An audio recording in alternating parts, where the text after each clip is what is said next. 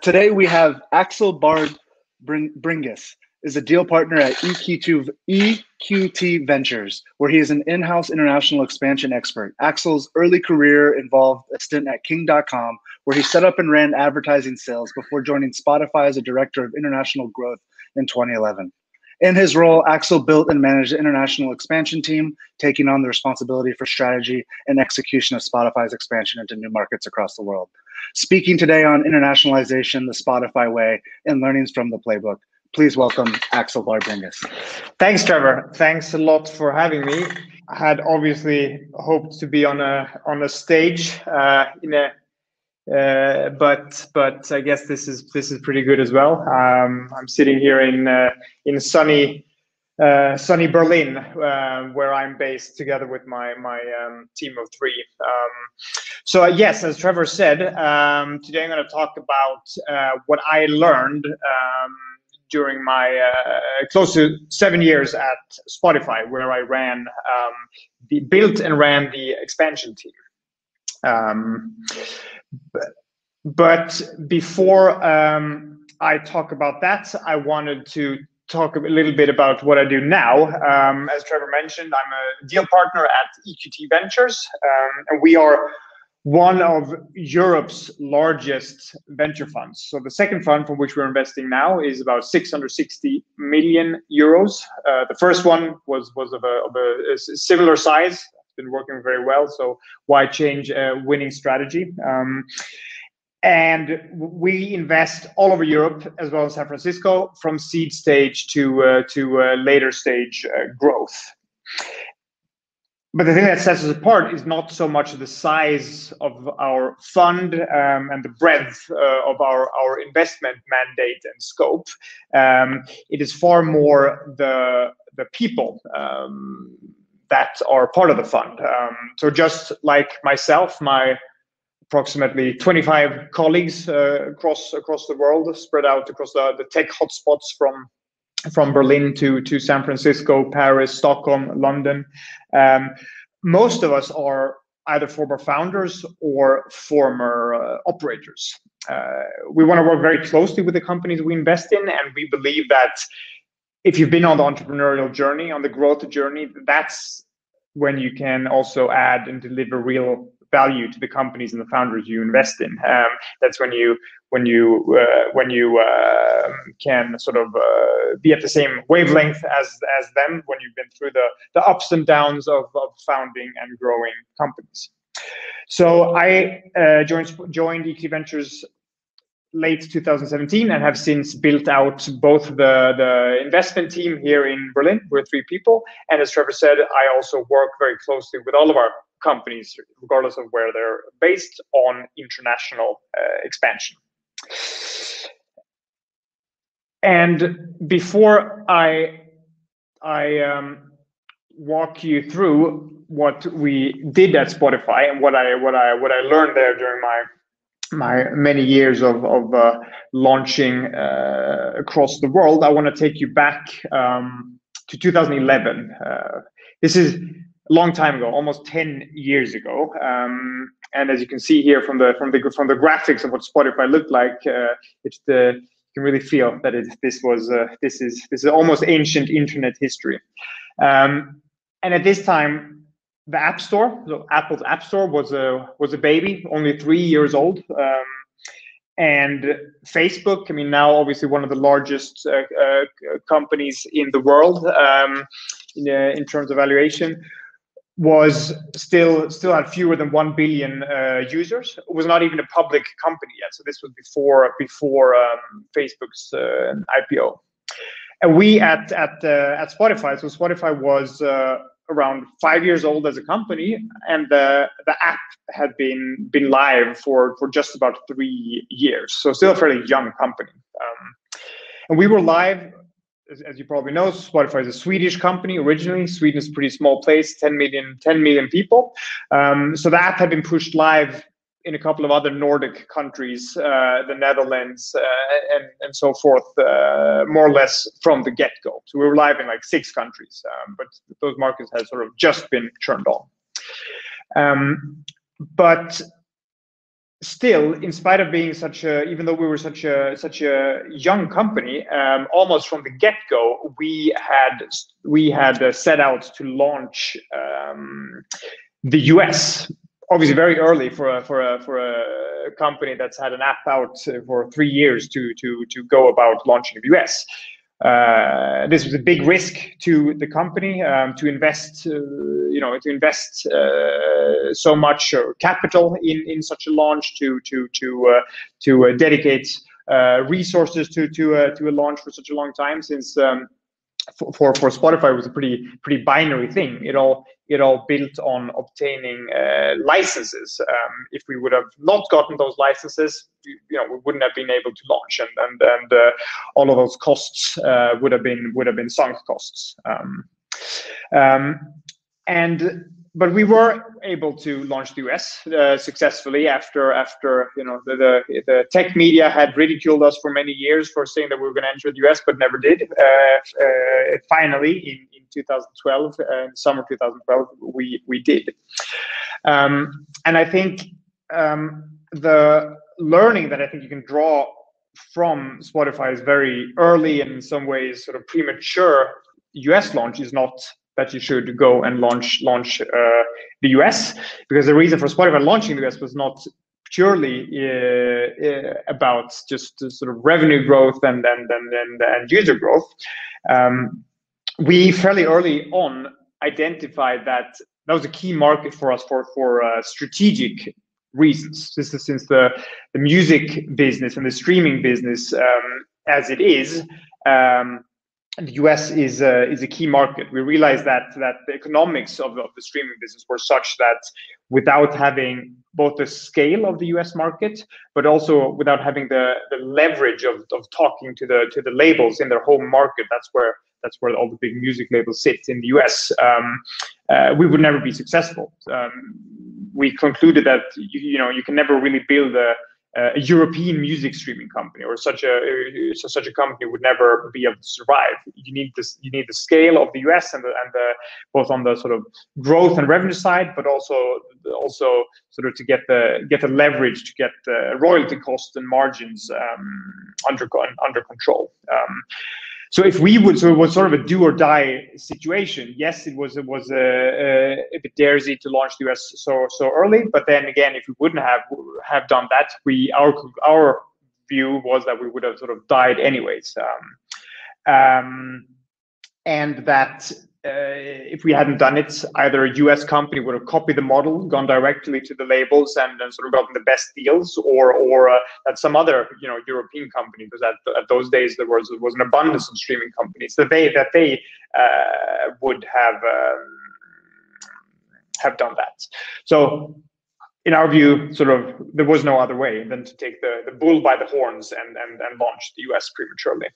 So I think, again, the learning or the lesson to be drawn from that is not to launch the US when you're a 3-year-old company, but rather to, before you set out on expansion, to sort of take a step back and think about the strategic reasons for expanding that go beyond just user growth or revenue growth. What are the market dynamics? What is like the US market of your business? Are there network effects or winner takes all dynamics that you need to consider? Specific competitors or certain markets that you just need to win. Sort of these key markets. And then let that sort of fuel how you build your expansion plan and your roadmap beyond just sort of plotting out market after market. And as said, we were able to launch the US successfully in 2012, very early on. And once we had done that, we set out to expand all across the world, because that was sort of the opportunity cost that we had during all of these years focusing on the US launch. We hadn't launched any other market, whereas all the competitors were growing strong in their home markets and launching market after market in Europe, hoping that we would never be able to launch the US and that they would then eventually become bigger than us in Europe. But yeah, so we set out to launch the rest of the world, starting with Europe. And I mean, I had actually never launched any markets before. I had no idea what I was doing. And this was 10 years ago. So there were also not that many other companies you can go and talk to, and ask how they had done it. Or there were no, investors who had been in the same situation that I had. So we sort of had to come up with all of it by ourselves. And we sat there for a while, sort of theoreticizing, thinking about how you could go about it, but then realized that the best way to do it was, just to dip your toes into the water and start. So we had our eyes set on Germany, which is the second largest music market in the world after the US. But we realized that maybe we should test some other smaller markets beforehand. So we had the licenses actually more or less sort of in a drawer. The licenses that Spotify always needs to open a market. We had those licenses for Austria, Switzerland, and Belgium. So we set out to launch those markets, and not knowing what we were doing, we more or less did everything. We involved the whole company, all of Spotify's then 200 employees, more or less, from board level down to reception in the Stockholm headquarters. In one way or another, every single function was involved. We set up legal entities in these markets. We hired people. We tried partnering with everyone we could. Localized everything. All payments methods, so sort of maximizing the launch rather than optimizing it. We launched these markets, but we also came to the conclusion afterwards that it was very, very cumbersome. We more or less sort of ground the whole company to a halt in order to launch these, all things considering, pretty small countries. We realized that this model, or there was no model, but that it was not going to scale. If we're going to launch, 180 countries across the world in this way, that would take us forever, and it would, take resources from more important projects, from the product, and from more strategic projects. So we took a step back in order to learn from these launches, but also to build and figure out the playbook moving forward. And one early realization was that my team, my growing team, needed to be as autonomous as possible. We could not let ourselves be bogged down by always having to sort of ask for permission and getting sign off on every single little thing from the different functions involved in a launch, from marketing or advertising, sales, and so forth. So we needed to be autonomous in order to gain speed, but we also needed to be autonomous to sort of let the rest of the organization focus on marketing, or focus on the core markets. So that marketing, for example, should not have to think about the 180 countries still not launched. They should focus on the launched countries, and we should be able to make our own decisions for the new markets. So that was sort of a core idea for how we set up this launch team and the playbook. A lot of an autonomous or semi-autonomous team with sort of a lot of accountability. And then we looked at all of the things we did and all the functions we involved in these early launches, Austria, Switzerland, and Belgium. And we simply looked at what had worked or what had an impact and what had not had an impact, which functions were relevant for market launches, which were less relevant for market launches. And we divided them into what we call high variance functions and low variance functions. We realized, for example, that for us, ad sales and marketing were core function. We could not really rely on taking resources from the rest of the organization to set up an ad sales function in every new market. And we could also not really rely on marketing to have the bandwidth and the expertise and the sort of agility to work on all these new markets. But then there were other functions across HR and finance and so forth that were not as core to launching markets. So in this semi-autonomous team that we then started building, we set up our own high variance functions, our own ad sales, our own marketing, and some other functions. And and then set up what you can call sort of SLAs with the other functions, the low variance functions that needed to be involved in market launches, but were not as critical enough for us that we needed to have them in our dedicated team. And then we took all the countries in the world, stack ranked them according to size of the opportunity. We plotted them out then on a roadmap, on a timeline, not only according to the size of the opportunity, but we also looked at the feasibility. How easy would it be for us as a Swedish European company live in a couple of markets to launch, Brazil, early on? Probably not that easy. Hence, even though it's a huge opportunity, let's put Brazil a little bit further out down the line. But Mexico, then on the other hand, since we were in the US and had in Spain, probably a little bit easier. So let's do that market first before we launch Brazil. Or similarly in Asia, we decided to launch Singapore, Hong Kong, Taiwan before we went on launching the Philippines, Indonesia, and even India. And what we also did was that when we looked at this roadmap, which it had become, this timeline of markets, we looked at and tried to identify if there were any markets where there were strategic considerations for launching early, like one being competition. Not that we were very afraid of competition, but if there would be markets out there which had high enough competition for us to sort of want to speed up the market launches, or if there would be a partnership in a specific market that for us would be important on a global level, or similar.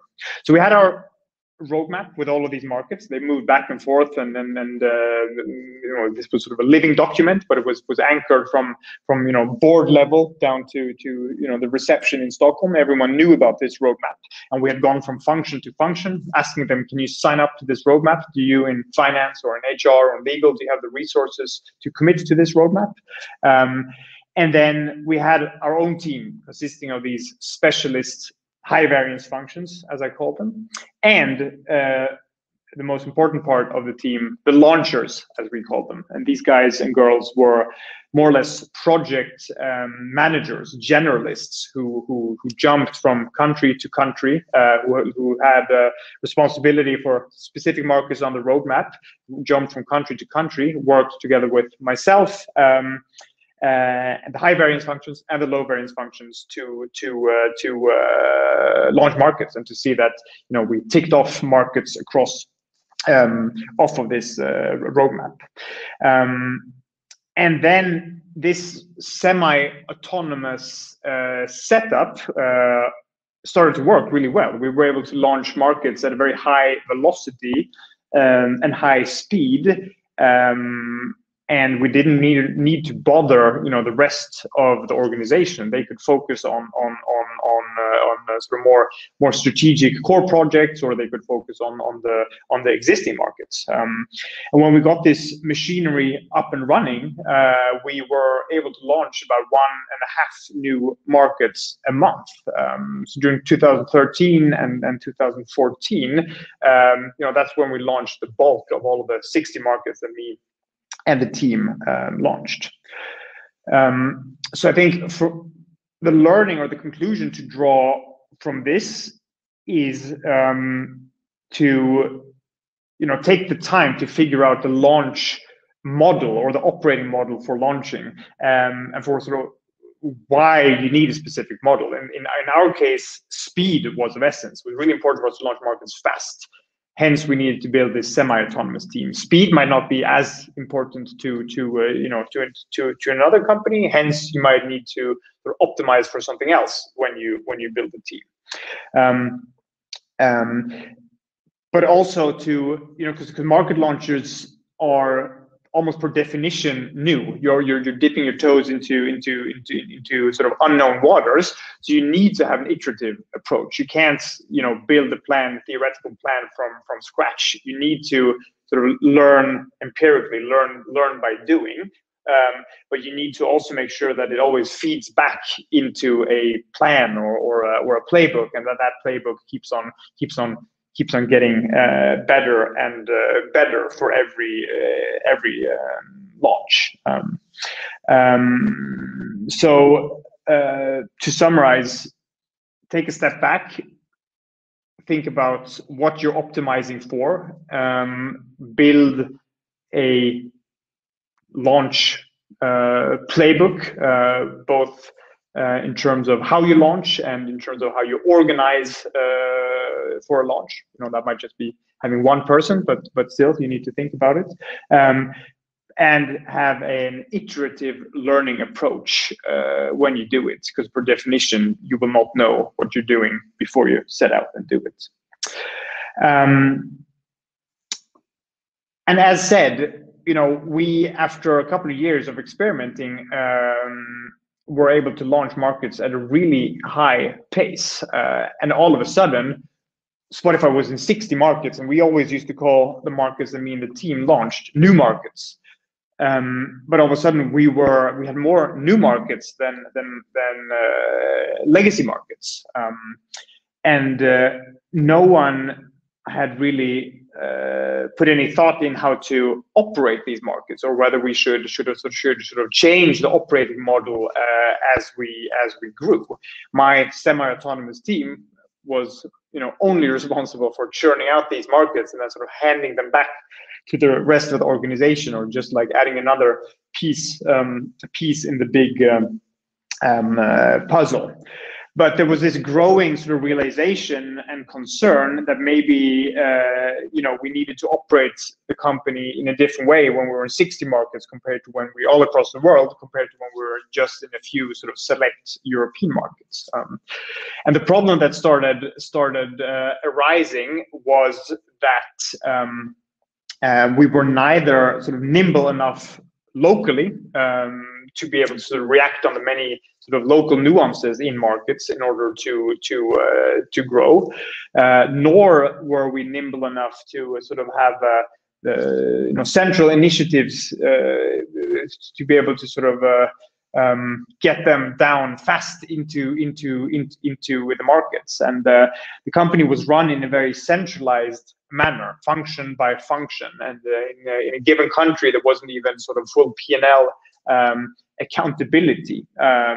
Every function did their thing. So then we realized that we needed to change, and we pulled the brake more or less on all market launches and said, let's figure out this model before we move forward. And our assumption was that we needed to decentralize, because we had been running the company in a very centralized manner. So we more or less flipped the model on its head. We went from having a central reporting, functional reporting, into local reporting. So we hired managing directors in all the markets and regions, managing directors, which we gave then the holistic P&L accountability over their markets, and we handed them the keys, so to speak, and the budget, and told them to run.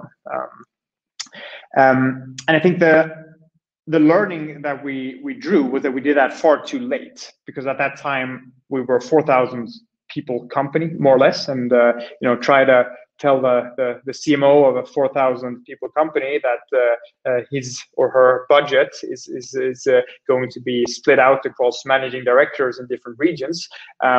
That's not so easy. Hence, we sort of got stuck in a lot of politics and decisions about how to change processes and move people around and so forth. We should have done this much earlier on. So that's, I think, the conclusion there is, obviously, you shouldn't change the way you're organized, before it is a fact, before you have become a multinational company. And there are many different steps on the way. You will need to sort of shed skins many times before along the way. But just keep it in mind. Have a sort of plan in your drawer, and be aware that you're going to need to change the organization as you grow, so that it doesn't sort of come as a surprise. And keep the conversation open about how you're going to do it. And when you do it, I think centralization initially makes a lot of sense before you can hire the best people out in the different countries, before you before you know what actually works. But as you grow and as you mature, I think it makes sense to decentralize. But keeping things central in the beginning makes sense, and then decentralizing as you go along. And I think P&L accountability in markets, I think, is necessary, not necessarily a sort of end goal of its own. I think what you need to think about is the functions in market, if you even have people in market, that really can sort of move the lever, and give those functions autonomy locally. That might be marketing or some other function. But then, you can possibly keep the other functions, centralized. So do the homework and think about which functions actually move the needle locally, give them the autonomy. And I think the last learning I have when it comes to expanding, we started with thinking about taking a step back and about thinking about the strategic reasons for expanding, to finding the right operating model for expanding, and then 3, also sort of early on thinking about what operating model you need to have to operate markets. And the last, I think, big learning is to never compromise on hiring. I think that's probably one of the hardest things when you grow internationally, hiring people in markets where you don't know the culture, where you don't have a brand, and it's very easy to compromise and go for the second best, but that's always going to come back and bite you. So rather than doing that, take some sort of trusted people from your core markets and send them out as country managers, managing directors, whatever you want to call it, for the first couple of years while you learn and while you grow your brand, and then replace them with locals when you can, because there's nothing as damaging as hiring the wrong people in new markets. And that, ladies and gentlemen, with 2 minutes left, was all for me. Happy to have Trevor moderate a couple of questions if there are any. I'm here. Thank you, Axel. That was awesome. It always takes 2 seconds to get back in here, so I thought I didn't want to leave you hanging there. So it seems we don't have any questions, but I do have a quick question for you with 1 minute to go, because I think a lot of people would be curious. Have you ever been to Romania? I have, actually, and we launched Spotify there as well, and we had a, yeah. You were in Bucharest or Cluj? Yes, I was in Bucharest. Bucharest, and did you have a good time? I had an amazing time. Hey, everyone in Romania loves to hear that, man. So, Axel, thank you so much for speaking today, and it was also a pleasure to meet you, and hopefully we'll see you back at Techsylvania. Thank you, Trevor. In person next time. Yes, definitely in person. Thanks, you guys. Trevor. Take care. Bye.